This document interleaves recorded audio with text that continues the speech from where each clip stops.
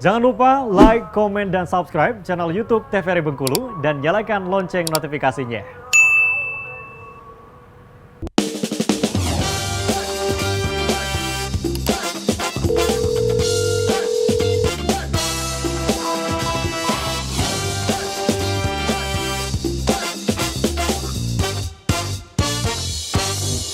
Ya pemirsa, kembali lagi di Dokter Kito bersama Kito Sehat. Tadi sempat menanyakan bersama Dokter Elsa nih mengenai yang pernah nih diurut malah jadi bernanah. Itu ada nggak sih dok? Dan itu seperti apa dok? Kalau di puskesmas nggak ada ya. Saya belum pernah. Kalau belum pernah ketemu kasus yang diurut sampai bernanah.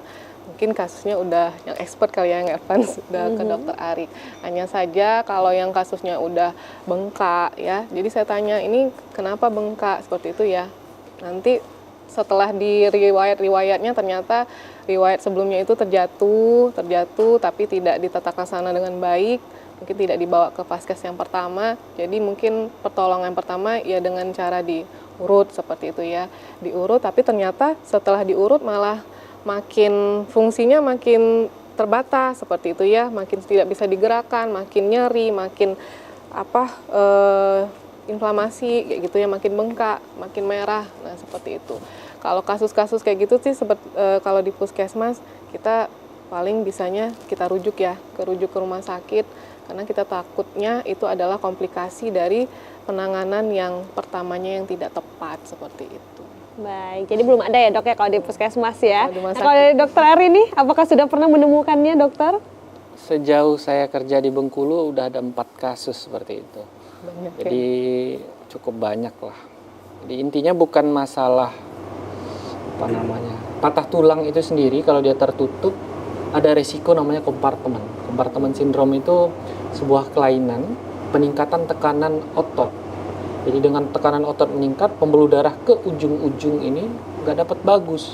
Risikonya apa? Kematian jaringan. Jadi hitam, jadi biru, mati nih jaringan karena tekanan di sini tinggi. Bayangkan dengan kondisi patah tulang ada risiko seperti itu, diberikan perlakuan lebih. Maaf ya, misalnya ditekan-tekan, saya nggak nyebut yang lain, pokoknya ditekan-tekan lah atau diposisikan macam-macam lah. Apa nggak lebih banyak nanti? Karena penyembuhan tulang itu selalu diawali fase perdarahan, hematoma namanya. Perdarahan ini menyebabkan darah banyak ke sana. Kenapa darah banyak ke sana? Karena perlu disiapkan bahan bangunannya, perlu disiapkan prajuritnya, tukangnya untuk memperbaiki area sana.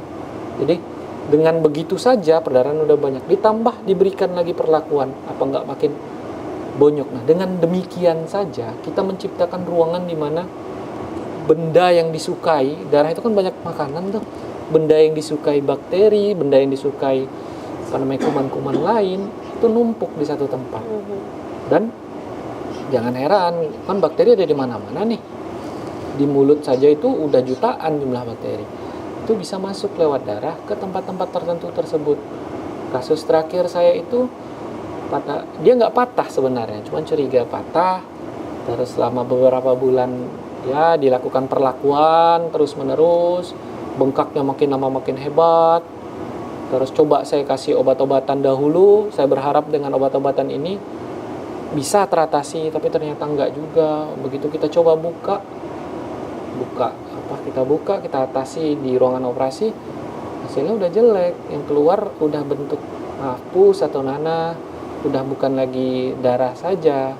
Nah, itu kan tercipta dalam kurun waktu, nggak yang simsalabim langsung jadi, tidak. Tapi dalam kurun waktu tersebut. Jadi kalau ditanya, apakah ketika patah tulang itu pasti akan menyebabkan seperti itu? Jawabannya tidak. Cuman dengan memberikan perlakuan lebih, perdarahan makin banyak.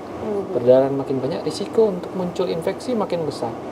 Jadi dengan risiko yang makin besar, ya jangan heran itu terjadi gitu loh. Jadi bisa terjadi. Nah kalau sudah seperti itu dok, seperti apa lagi nih penanganannya? Apakah memang mungkin bisa diamputasi atau seperti apa dok?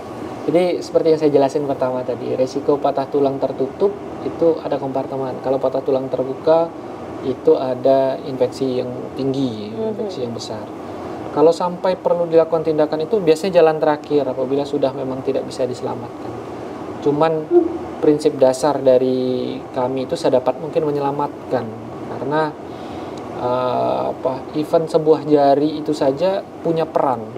Jadi dengan penanganan yang komprehensif, kita atasin dulu hal pokok, lalu mengatasi hal-hal yang kemudian sekunder dan lain sebagainya, itu bisa nantinya mengembalikan ke fungsi utamanya.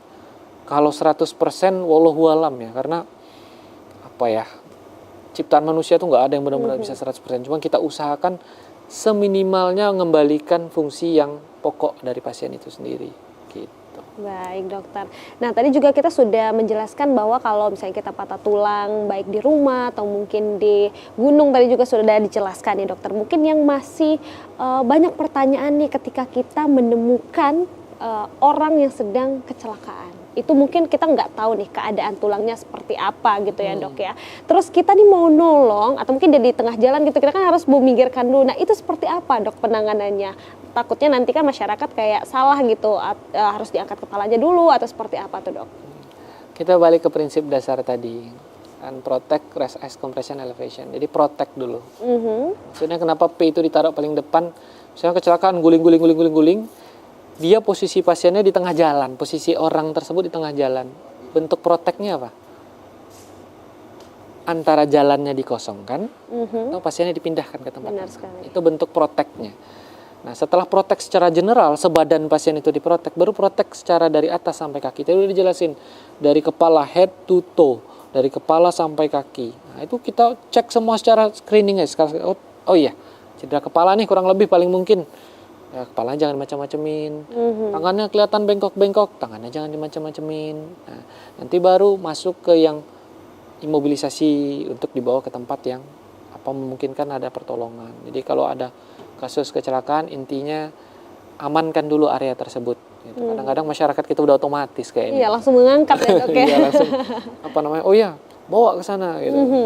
Tapi dibilang salah nggak juga, misalnya tengah jalan, di tengah jalan ya amankan dulu, daripada semakin buruk kondisinya ya minggirkan dulu. Tapi kalau sudah di pinggir udah kondisinya at least, atau di tengah jalan kondisinya jalan udah tertutup, ya cek dulu situasinya. Atau umumnya sih para medis yang dipanggil, mereka lebih paham untuk pertolongan pertama yang seperti itu. Benar, jadi memang ini jangan asal gitu ya dok ya, memang harus dilihat dulu, screening dulu. Memang masih banyak juga masyarakat yang kayak langsung otomatis mengangkat, terus juga langsung otomatis kayak ya udah bawa ke sini, bawa ke sana, yang tentunya itu bukan ahlinya ya dok ya. Nah tapi ini juga ada nih dalam masyarakat juga sekarang lagi tren nih dok, namanya kretek. Nah itu seperti apa dok? Apakah itu bisa menyebabkan patah tulang? Kretek yang dimaksud itu mungkin popping joint namanya, sendi yang popping.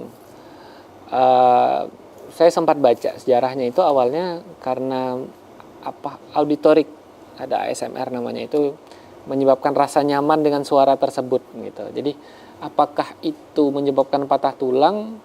Sebenarnya kalau secara trauma patah tulang enggak, mungkin lepas sendi masih mungkin.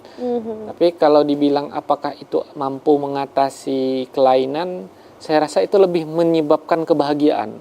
Jadi dengan ada suara seperti itu, suaranya yang bikin kita bahagia, bukan perlakuannya ya. Kayak lega gitu. Ya, seperti lega seperti itu. Jadi itu prinsip dasarnya auditory sensorik untuk membuat rasa nyaman. Dengan itu rasa rilis hormon-hormon bahagia keluar. Nah, itu jadi prinsip dasarnya seperti itu. Nah, terus kok bisa sampai kadang-kadang kretek bisa ngembaliin posisi? Memang pada beberapa kasus kita tuh seperti mereposisi. Gitu. Tapi ada beberapa kasus yang memang bukan untuk reposisi ini. Contoh patah tulang misalnya, udah nyatu nih, udah 4 bulan misalnya.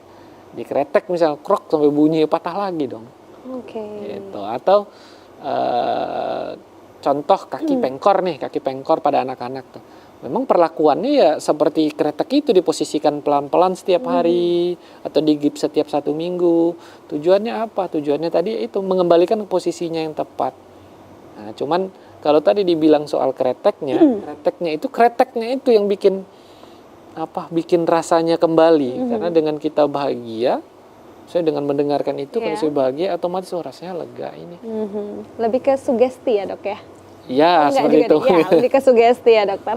Baik dokter, nanti kita akan lanjutkan lagi dengan pertanyaan-pertanyaan yang ada di Instagram setelah jeda pariwara berikut ini. Tetap di Dokter Kita.